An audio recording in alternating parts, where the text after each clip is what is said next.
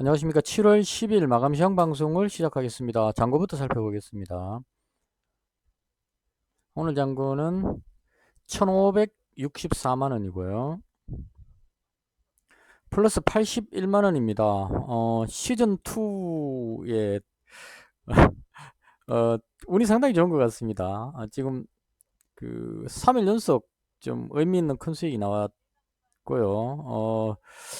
저도 조금 놀라고 있는 중입니다. 제가 보유한 종목이 계속 한 종목씩 상한가를 계속 들어가고 있어가지고요. 그래서 일단 뭐, 현재까지는 운이 좋다. 이렇게 보면 될 것 같습니다. 그래서 플러스 81만 원으로 마감을 했고요.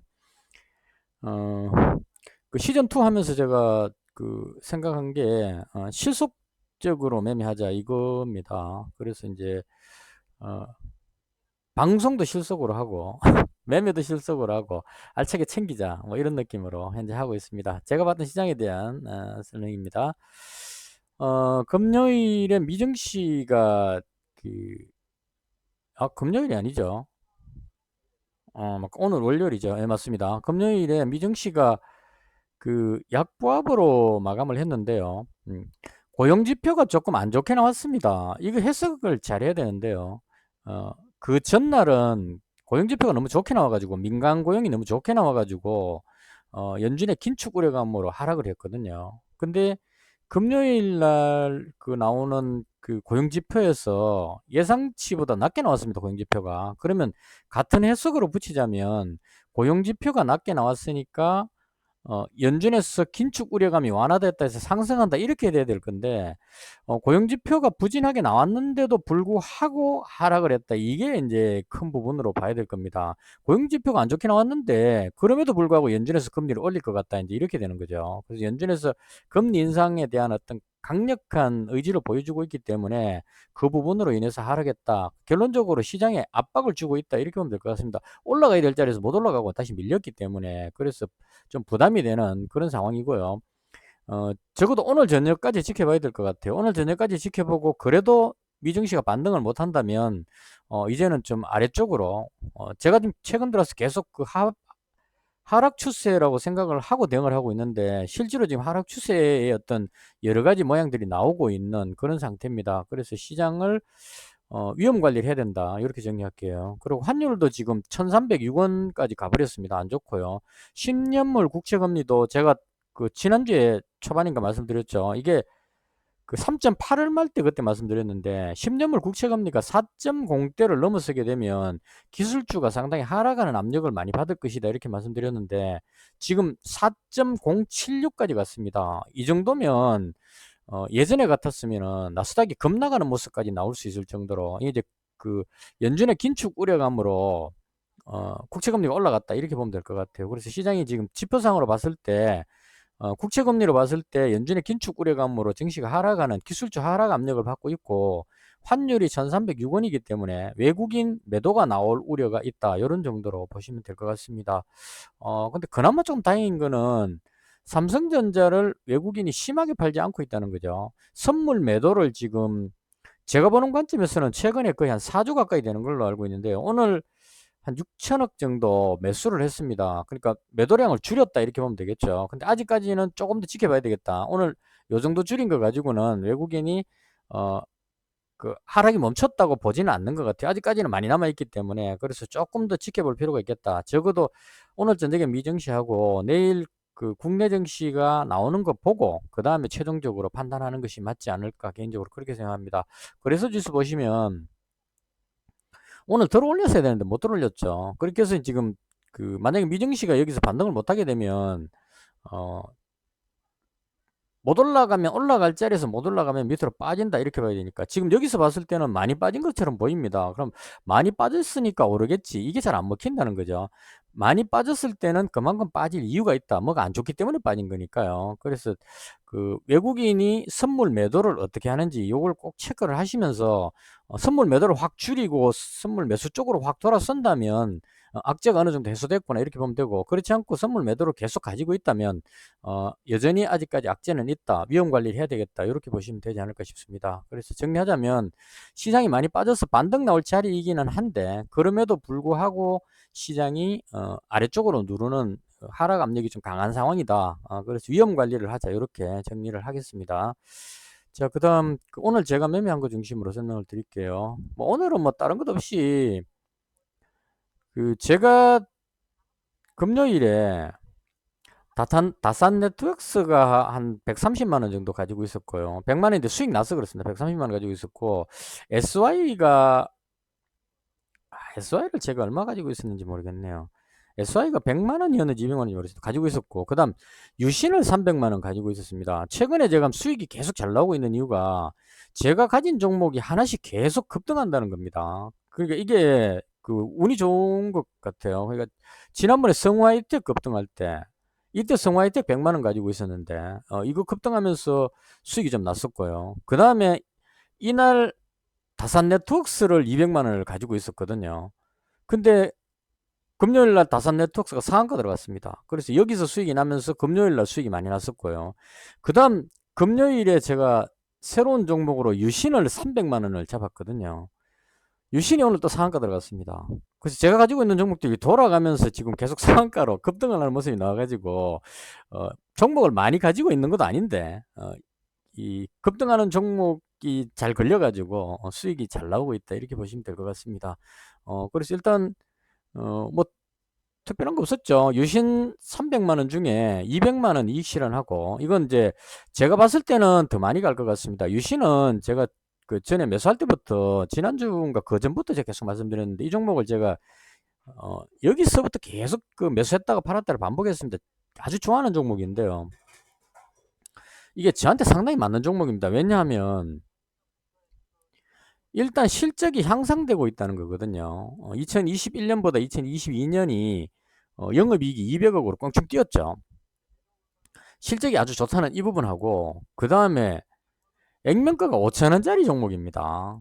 대부분 다 보면 500원짜리나 100원짜리 종목인데, 얘는 액면가가 5천원짜리 종목입니다. 그래서 상당히 좋죠. 그리고 시가총액도 1000억이 안 나옵니다, 지금. 그래서 상당히 가격 메리트가 있기 때문에 그 부분이 좋았고, 그 다음 우크라이나 재건하고 네옴시티 두 군데 다 걸려 있습니다, 이 종목은. 그래서 네옴시티 쪽도 지금 좀 두껍긴 하지만 7월 26일인가 그때 네옴시티 사업 설명회인가 이걸 우리나라에서 한다고 나와 있습니다. 그러니까 사우디에 있는 사람들이 홍보하러 오겠죠, 네옴시티에 대해서. 우리나라에서 그거를 개최를 하니까 네옴시티 관련한 종목들이 뜰 건데요. 이 가장 이제 대표적인 게 한미글로벌하고 그 다음에 유신입니다, 제가 알고 있기로는. 그래서 이쪽으로 해서 기대감 있는데, 결정적인 뉴스가 금요일에 나왔죠. 이번에 윤석열 대통령께서 나토 회담에 참석했다가 폴란드 대통령하고 정상회담을 합니다. 그게 13일입니다. 정상회담을 하는데 이때 경제사절단이 가는데 엔지니어링 업체 중에서 유신이 따라 붙었다는 얘기죠. 기존의 엔지니어링 업체는 도화 엔지니어링이 있고, 그 다음 뭐 한미글로벌이라든가 그 다음에 한국종합기술 이런 종목들이 있는데, 이 중에서 유신에서 따라갔다는 겁니다. 예전에는 히림이 네옴시티 할 때는 히림이 따라갔었는데요. 히림은 어떻게 되는지 한번 볼게요.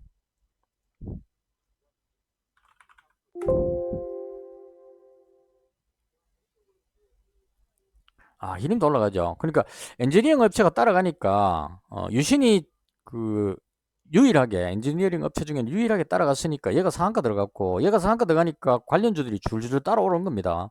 뒤에 있는 종목들이 따라 올라붙어서 같이 올라갔다, 이렇게 보시면 될 것 같아요. 그래서 제가 사절단 선정될 때 항상 불만이 많았습니다. 지난번에 네옴시티 갈 때도 히림이 따라갔거든요.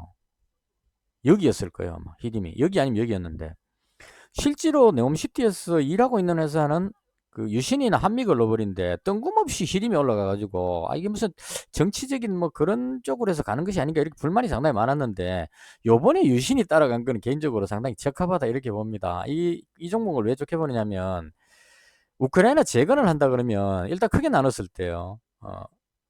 삼부토군이 대장으로 잘 가고 있죠. 조금 죄송합니다. 두서없이 해서 또 어른 대로 말하다 보니까 그렇습니다. 삼부토군이 그 우크라이나의 여러 지역에 지금 MOU를 했기 때문에 워낙 저렴하던 저가 종목인데 MOU 체결을 하니까 얘가 대장으로 올라갔습니다. 올라갔고 이게 이제 건설회사죠. 그 다음에 그 통신이나 네트워크 통신 전력선 같은 게 복구가 돼야 될 겁니다. 그게 다산 네트워크입니다. 급등했죠. 금요일에. 그리고 올라가야 될 게 그 모듈 주택 이쪽은 지금 조금 혼란스럽습니다. 왜냐하면 금강공업이 한번 그 땡겨 올려버리는 바람에 원래는 SY가 대장인데 금강공업이 한 땡겨 올리고 그다음 덕신하우징이 움직이고 막 이렇게 해버리는 바람에 흐트러져 가지고 그런데 제가 봤을 때는 SY가 폴란드 업체, 저 우크라이나 업체하고 그 MOU 그 공장 건설하는 이쪽으로 이야기가 돼 있기 때문에 이건 되기만 되면 대박이라고 봅니다. 그래서 저는 이 모듈 주택 쪽은 SY라고 봅니다. 끝까지. 이 단지 이 종목 단점은 약간만 내려가려 그러면 이 종목 가지고 계시는 분들이 막 던지는 경향이 있어요. 이 정말 좋은 종목인데 제가 봤을 때 이도 이 종목도 좋은 이유가 신용이 조금 많이 늘어난 건 안 좋지만 실적이 1분기 때 상당히 좋아졌다는 거예요. 실적을 동반하고 재료가 붙었기 때문에 이 종목은 상당히 좋다. 개인적으로 그렇게 생각합니다. 근데 단지 개인들이 여기서부터 그런 증상이 나왔는데요. 갭으로 떴다가 눌리면서 워낙 충격을 받아가지고 약간만 눌러버리면 막 던져버리는 그런 경향이 있는 것 같아요. 그래서 보시면 올라갔다가 약간 눌러버리면 쭉 빠져버립니다. 여기까지 올라갔다가 또 누르면 이 누르는 힘에 여기까지 빠져버리죠. 그래서 오늘도 잘 올라가다가 후반에 약간 그 출렁해버리니까 쭉 빼버리는 겁니다. 그래서 이런 식으로 흘러가는데 개인적으로 봤을 때 모듈 주택은 SI가 맞다 이렇게 봅니다. 이렇게 하고 보면 이제 만약 우크라이나 재건을 한다면 여러 가지를 해야 되겠지만 한 가지가 남았다고 봐요. 그러니까 건설회사 필요하고 그다음 전력선이나 통신선 복구 필요하고 그다음 모듈 주택은 반드시 필요하겠죠. 그리고 또 하나 필요한 게 개인적으로 생각할 때 도로나 철도라고 생각을 합니다. 도로 건설하고 철도 건설을 해야 되겠죠. 복구한다면. 그래서 이 도로하고 철도 부분을 설계하고 하는 이 부분에 가장 특화된 회사, 잘 나가는 회사가 유신이라고 봅니다. 그 철도 이야기 나오면 도화엔지니어링하고 유신 이 두 종목이 항상 언급이 되는데요. 남북 철도 이야기할 때도 이 세 종목입니다. 한국종합기술까지 이 세 종목이 막 경쟁하다가 그때도 그 정부하고 같이 북한 그 철도 실사 갔던 사람이 유신에 있는 그 상무인가 누군가 그 직원이 같이 갔었어요. 그러니까 만약에 지금 또 남북 경협조 해갖고 남북 철도 이야기한다 그러면 유신이 또 올라갈 겁니다. 철도 공사하기 전에 사전 답사를 해가지고 거기 이 설계 같은 걸 해야 되니까요. 그래서 그런 관점으로 우크라이나에 재건을 한다면 마지막 남았는 철도나 도로 부분을 유신이 한다는 얘기가 아니고 같이 따라가니까 수주할 가능성이 높다. 이렇게 보는 것이 맞지 않을까 싶습니다. 그래서 그 자신 있게 300만 원 가지고 있었고 100만 원 줄인 거는 이제 상한가 들어갔으니까 예의상 그냥 그 약간 밑에서 팔았습니다. 사실은 그 상한가에 팔 수는 없죠. 이 상황에서 여기까지 홀딩하기가 쉽지가 않습니다. 내려왔다 올랐다 하기 때문에. 그래서 이거 제가 300만 원 가지고 있다가 어디서 팔았느냐 하면 39,400원 뭐 이렇게 팔았습니다. 여기쯤에서. 대충 이쯤에서 100만 원 팔고 그다음 나머지 200만 원은 가지고 있었는데 상한가 들어갔다 이렇게 보시면 될 것 같아요. 그래서 대충 요 정도로 해서 그 오늘 유심 덕분에 수익이 좀 많이 났고요. 그다음 오늘 그 후반에 잘 가다가요. 그 원래 제가 SI를 200만 원, 다산 네트워크스 150만 원 가지고 있었는데 이거 팔았다가 다시 샀습니다. 왜 그랬냐면 이 부분 있죠. 끝날 부분에 거의 한 3시 3분쯤 되는데요. 이때 갑자기 그냥 쭉 빠져버렸어요. 이때 여러 가지가 빠졌습니다. 그 자동차 부품인 덕양산업도 쭉 빠졌고 이때 무슨 일이 있었는지 정확히 모르겠지만 뭔가가 그 확 트는 듯한 느낌이었었어요. 쭉 그 밀리는 느낌. 음,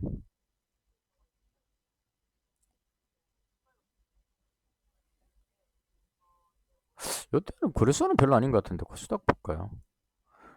너무 많이 빠져갖고 떨어버린지 모르겠는데 좌지간 뭐 때문인지 모르겠는데 어, 개인적으로 그 SY 200만 원을 가지고 있고 SY 여기서 가지고 있었거든요. 가지고 있고 그다음 다산 네트워크스를 한 150만 원 가지고 있었는데 쭉 빠지길래 여기서 손절해 버렸어요. 이거 좀 치명적인 손절이었는데 손절 어디서 했냐면은 속상했죠 이거.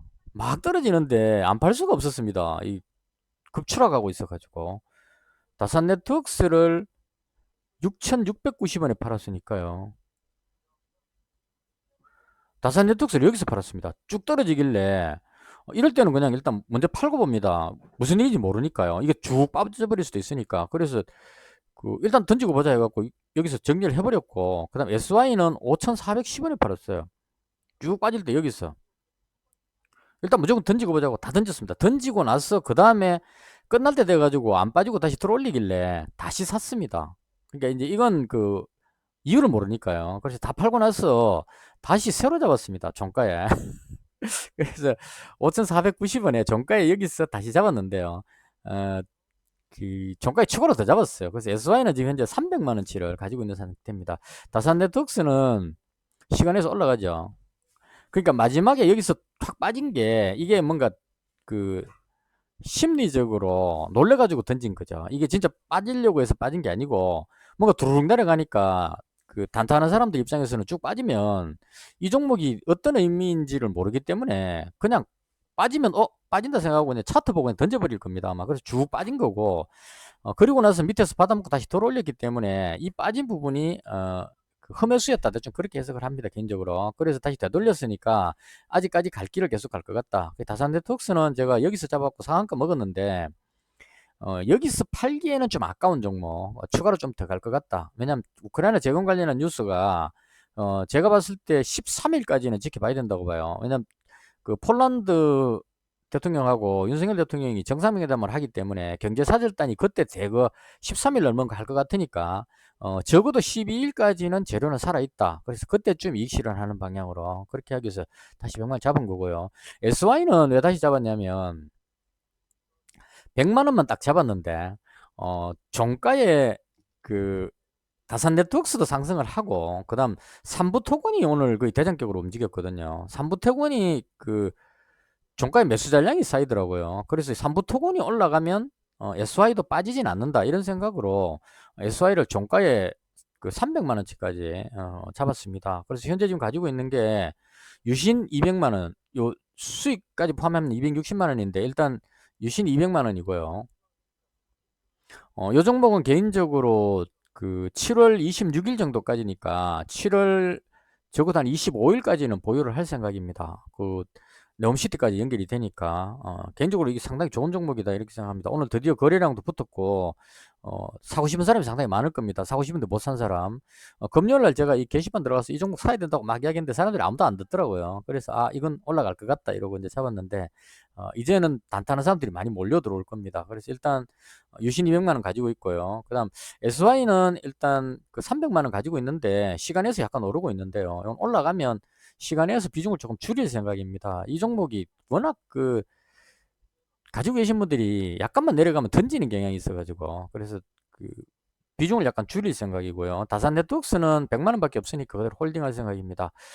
그리고 인버스 종목, 요거는 이제 왜 가지고 있냐면 우크라이나 재건 관련해 가지고 다 좋은데 딱 한 가지 걸리는 게 뭐냐면 지금 미국에서 우크라이나의 집속탄인가 공중에서 펑 터지면 밑에 이렇게 산탄처럼 막 비가 오듯이 쏟아진다는 그 탄을 제공하기로 했다 이러고 나서 러시아에서 거의 뭐 3차 대전 이야기 할 정도로 가만두지 않겠다 이런 쪽으로 나오고 있거든요. 그래서 우크라이나 재건 관련주의 유일한 약점이 전쟁이 좀 더 과격화되는 부분이라고 봅니다. 만약에 러시아가 뭐 핵으로 위협을 한다거나 좀 더 강력한 어떤 반응을 보여가지고 전쟁이 더 격화되는 유럽을 확정 가능성 이렇게 됐을 경우에 그때는 재건주가 다 무너지게 될 수도 있다는 얘기죠. 그래서 그걸 방지하기 위해서 뭐 그렇게까지 러시아가 뭐 할 것 같지는 않은데 뭐 핵 위협이라든가 좀 심각한 어떤 상황으로 가게 되면 재건주들이 다 밀릴 수 있다는 얘기죠. 그때 밀린다면 인버스 종목인 이 곧버스가 올라갈 가능성이 있다는 얘기죠. 해지 자원이다 이렇게 보시면 될 것 같습니다. 그래서 요거 400만원 가지고 있습니다. 지금 이쪽에 재건 관련주들을 가지고 있는 게 200, 300, 100 하니까 400, 600 정도 가지고 있잖아요. 그래서 혹시나 이거 급락하면 인버스 종목으로 해치를 해서 커버를 하기 위해서 만약에 진짜 핵위협까지 해가지고 어떤 일이 생길지 모르니까요. 난리 뭐 아주 심각한 상황이 돼 갖고 추락하는 상황이 생긴다면 그때는 얘가 급등하겠죠. 인버스가. 그걸 대비해서 이제 가지고 있다 이렇게 보시면 될 것 같습니다. 그래서 해지까지 400만 원까지 해서 충분히 잘 가지고 있는 상황이고요. 뭐 제가 봤을 때 하루에 한 종목씩 급등하는데 아마도 내일은 SY가 급등을 하면 해주지 않을까. 제가 300만 원 가지고 있으니까요. 이걸까지 진짜 상한가 들어가 버리면 정말 운이 된다 이렇게 볼 수 있겠죠.